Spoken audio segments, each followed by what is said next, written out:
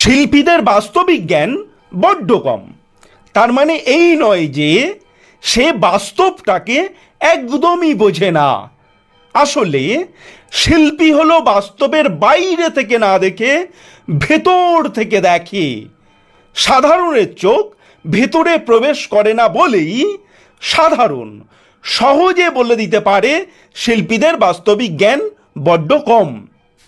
এই যে সভ্যতা আজ যে এখানে এসে দাঁড়িয়েছে, এত উন্নত হয়েছে, তা কিন্তু শিল্পীদের জন্যই।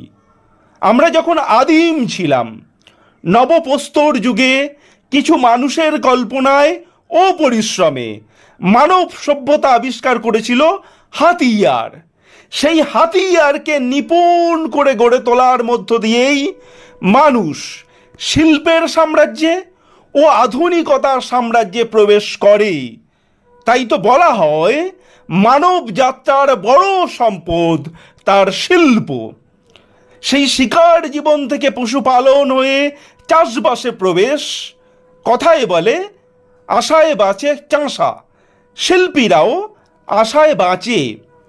একজন কৃষক সেও কিন্তু একজন শিল্পী। ওয়েদার আপডেট না দেখেও বলে দিতে পারেন বৃষ্টি হবে কি না।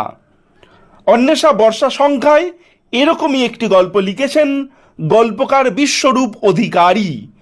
অন্বেষা বর্ষা সংখ্যাটি সকলকে পড়তে অনুরোধ করব।